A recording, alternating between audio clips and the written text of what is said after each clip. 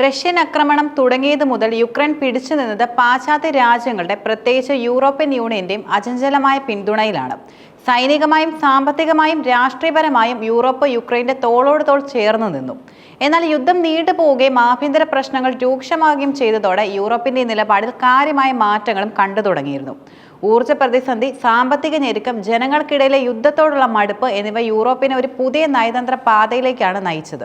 ഇത് യുക്രൈന്റെ നിലനിൽപ്പിന് തന്നെ ഭീഷണിയായേക്കും എന്നൊരു സാഹചര്യമാണ് സൃഷ്ടിക്കുന്നത്. യുക്രൈന്റെ യുദ്ധശ്രമങ്ങളെ പിന്തുണയ്ക്കാൻ യൂറോപ്യൻ യൂണിയൻ ഇതിനോടകം തന്നെ നൂറുകണക്കിന് ബില്യൺ യൂറോയാണ് ചെലവഴിച്ചത്. ഇത് യൂറോപ്പിലെ സാമ്പത്തിക സ്ഥിതിയും സാരമായി ബാധിച്ചു. പണപ്പെരുപ്പം റെക്കോർഡ് തലത്തിലേക്ക് ഉയർന്നു. ഊർജ്ജ ബില്ലുകൾ സാധാരണക്കാർക്ക് താങ്ങാനാവാത്ത നിലയിലായി. സാമ്പത്തിക വളർച്ചയും മന്ദഗതിയിലായി. ഈ സാമ്പത്തിക സമ്മർദ്ദങ്ങൾ സാധാരണ ജനങ്ങളെ നേരിട്ട് ബാധിച്ചതോടെ യുക്രൈനുള്ള സഹായത്തെക്കുറിച്ച് പല യൂറോപ്യൻ രാജ്യങ്ങളിലും വോട്ടർമാർ ചോദ്യങ്ങൾ ഉയർത്തി തുടങ്ങി. തങ്ങളുടെ നികുതി പണം മറ്റൊരു രാജ്യത്തിന്റെ യുദ്ധത്തിനായി വിനിയോഗിക്കുന്നതിൽ അവർക്ക് അതൃപ്തിയുണ്ടായി. ഇതിനോടൊപ്പം യൂറോപ്പിലെ പല രാജ്യങ്ങളിലും സമീപ ഭാവിയിൽ തിരഞ്ഞെടുപ്പുകൾ നടക്കാനുമുണ്ട്. ഒരു രാഷ്ട്രീയ നേതാവിനെ സംബന്ധിച്ചിടത്തോളം സ്വന്തം രാജ്യത്തെ ജനങ്ങളുടെ ആവശ്യങ്ങൾക്കാണ് മുൻഗണന നൽകേണ്ടത്. തൊഴിലില്ലായ്മ, ഉയർന്ന ആരോഗ്യ, പാർപ്പിട ചെലവുകൾ തുടങ്ങിയ ആഭ്യന്തര വിഷയങ്ങളിൽ ശ്രദ്ധ കേന്ദ്രീകരിക്കാൻ സർക്കാരുകൾ നിർബന്ധിതരാവുകയാണ്.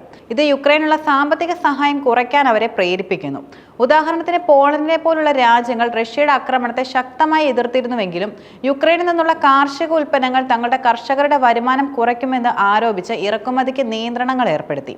ഇത് യുക്രൈനുമായുള്ള ബന്ധത്തിൽ വിള്ളലുകളും ഉണ്ടാക്കി. യൂറോപ്പിന്റെ പിന്തുണയെ യുക്രൈന്റെ ഒരു ശാശ്വത യാഥാർത്ഥ്യമായി കണ്ടു തുടങ്ങിയെന്ന സംശയം ഇപ്പോൾ ഉയരുന്നുണ്ട്. ഡ്രുഷ്ബ പൈപ്പ് ലൈന് നേരെയുണ്ടായ ആക്രമണം ഇതിനൊരു ഉദാഹരണമാണ്.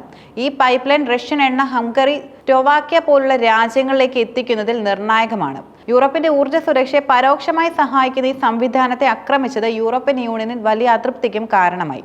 ഇത് ആക്രമണത്തെ അപലപനീയം എന്ന് വിശേഷിപ്പിച്ച ഹംഗറി യുക്രൈനുമായുള്ള ബന്ധത്തിലുള്ള വിള്ളലുകളുണ്ടെന്ന് വ്യക്തമാക്കുകയും ചെയ്തു.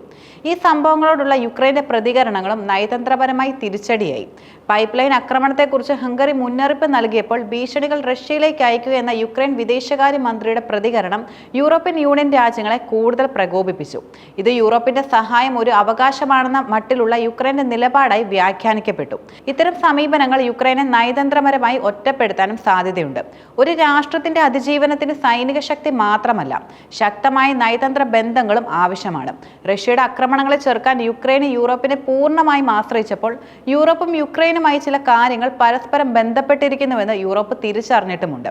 എന്നാൽ ഈ പരസ്പര ആശ്രയം യൂറോപ്പിന് യുക്രൈനുമേൽ വലിയ സ്വാധീനവും നൽകുന്നു. ഉദാഹരണമായി പറയുകയാണെങ്കിൽ യുക്രൈന്റെ വൈദ്യുതി ആവശ്യങ്ങൾക്കായി അവർ യൂറോപ്യൻ യൂണിയനെ വലിയ തോതിൽ ആശ്രയിക്കുന്നു.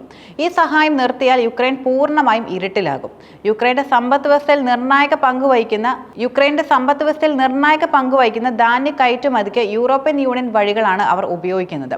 ഈ പാതകൾ അടച്ചാൽ അവരുടെ സാമ്പത്തിക നില കൂടുതൽ ദുർബലമാകും. യുക്രൈന്റെ ബഡ്ജറ്റിനെയും പ്രധാന സർക്കാർ സ്ഥാപനങ്ങളെയും നിലനിർത്തുന്നത് യൂറോപ്യൻ യൂണിയന്റെ സാമ്പത്തിക സഹായമാണ്. ഈ ഫണ്ടിംഗ് നിർത്തുകയാണെങ്കിൽ രാജ്യത്തിന്റെ ഭരണ സംവിധാനം തന്നെ താറുമാറാകും. ഈ യാഥാർത്ഥ്യം യൂറോപ്പിന് യുക്രൈനെ നിയന്ത്രിക്കാൻ വലിയ സ്വാധീനവും നൽകുന്നു. യൂറോപ്പിന്റെ താല്പര്യങ്ങൾ മാനിക്കാതെ മുന്നോട്ട് പോവുകയാണെങ്കിൽ അവർക്ക് ഫണ്ടിംഗ് വെട്ടിക്കുറയ്ക്കുക, ഊർജ്ജ സഹായം കുറയ്ക്കുക, നയതന്ത്രപരമായി സമ്മർദ്ദം ചെലുത്തുക തുടങ്ങിയ നടപടികൾ സ്വീകരിക്കാൻ കഴിയും. യുദ്ധം അനിശ്ചിതമായി നീണ്ടുപോവുകയും യുക്രൈൻ ഒരു വ്യക്തമായ വിജയം നേടാൻ സാധ്യതയില്ലെന്ന് യൂറോപ്പ് മനസ്സിലാക്കുകയും ചെയ്തതോടെ അവരുടെ മുൻഗണനകളിൽ മാറ്റം വന്നിട്ടുണ്ട്. റഷ്യയുമായി ഒരു തുറന്ന പോരാട്ടം തുടരുന്നതിനേക്കാൾ തങ്ങളുടെ സ്വന്തം ഊർജ്ജ സുരക്ഷ, അതിർത്തി നിയന്ത്രണം, സാമ്പത്തിക സ്ഥിരത എന്നിവയ്ക്ക് മുൻഗണന നൽകാനാണ് അവർ ആഗ്രഹിക്കുന്നത്. ഇതിന്റെ അർത്ഥം യൂറോപ്പ് യുക്രൈനെ പൂർണ്ണമായും ഉപേക്ഷിക്കുന്നു എന്നല്ല. പകരം ഉപാധികളില്ലാത്ത പിന്തുണയിൽ നിന്ന് വ്യവസ്ഥാപിതമായ സഹകരണത്തിലേക്ക് അവർ മാറിക്കൊണ്ടിരിക്കുകയാണ്. യൂറോപ്പിന്റെ താല്പര്യങ്ങൾ മാനിക്കാതെ പ്രവർത്തിച്ചാൽ യുക്രൈന് കനത്ത തിരിച്ചടി നേരിടേണ്ടി വരുമെന്നും അവർക്കറിയാം. ഫണ്ടിംഗ് കുറയുന്നതും നയതന്ത്രപരമായ സഹായം ഇല്ലാതാകുന്നതും യുക്രൈന്റെ യുദ്ധശ്രമങ്ങളെയും സമ്പദ് വ്യവസ്ഥയും ഗുരുതരമായി ബാധിക്കും. ചുരുക്കത്തിൽ യൂറോപ്പിന്റെ പിന്തുണയില്ലാതെ യുക്രൈന്റെ യുദ്ധശ്രമങ്ങൾക്കും സമ്പദ് വ്യവസ്ഥയ്ക്കും നിലനിൽപ്പില്ല. യുക്രൈന്റെ സമീപകാല നീക്കങ്ങൾ യൂറോപ്പിനെ പ്രതിരോധത്തിലാക്കിയാൽ യൂറോപ്പ് സ്വയം സംരക്ഷിക്കാനും നിർബന്ധിതരാകും. ഇത് യുക്രൈനെ ഒരുപക്ഷെ ഏറ്റവും വലിയ തിരിച്ചടിയായേക്കാം. ഈ സാഹചര്യത്തിൽ യുക്രൈൻ വിവേകപൂർവ്വം പ്രവർത്തിക്കുകയും തങ്ങളുടെ പ്രധാന പങ്കാളികളുമായി കൂടുതൽ തുറന്നതും വിട്ടുവീഴ്ച ചെയ്യാനുള്ള മനസ്സോടെയുമുള്ള നയതന്ത്രം പിന്തുടരുകയാണ് ചെയ്യേണ്ടത്.